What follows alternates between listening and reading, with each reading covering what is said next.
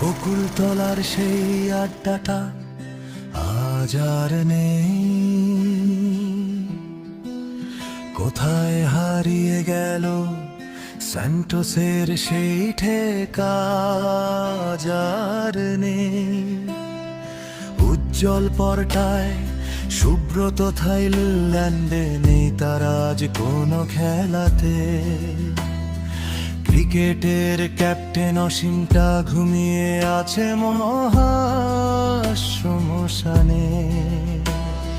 কাকে যেন ফ্রুটি খাইয়ে আঘাত পেয়ে যে শেষে মাস্টার হয়ে গেছে পেয়েছি ভাই। বকুল গাছটা ভুগছিল দুরন্ত অসুখে, গৌড় পারেনি তাকে বাঁচাতে হয়। প্রফেসর রঞ্জিত আজ শুধু সবচেয়ে সুখে আছে। শুনেছি তো প্রফেসর চাক নামটা।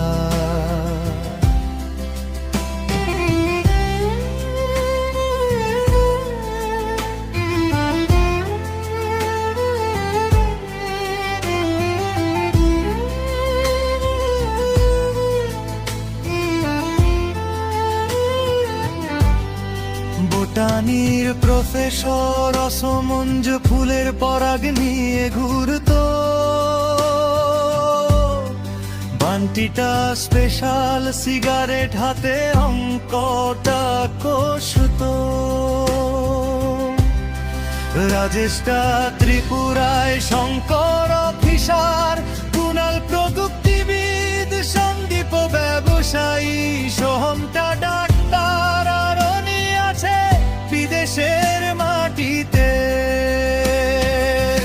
আর তুষারটা জুতো পরে ঠিক নয় টাই থেকে আসতো।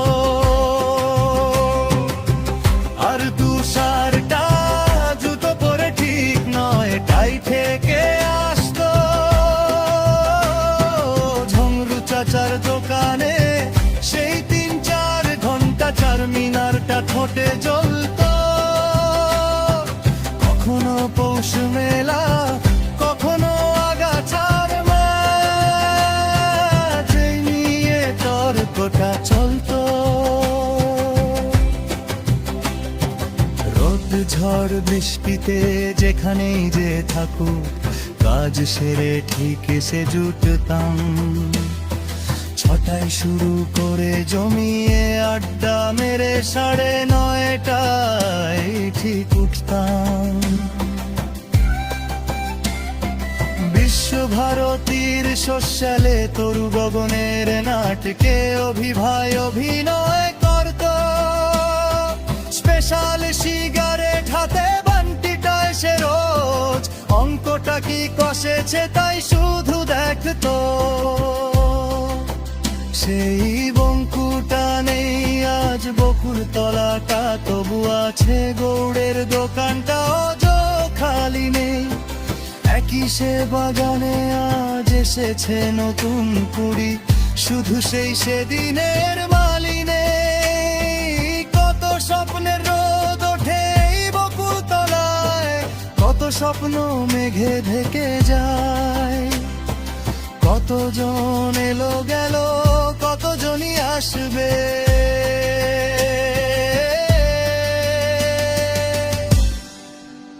বাজা বকুলতলার নাম শুধু থেকে যায়। কেয়ার অফ বাজা বকুলতলা, শান্তিনিকেতন গো। কেয়ার অফ বাজা বকুলতলা, শান্তিনিকেতন।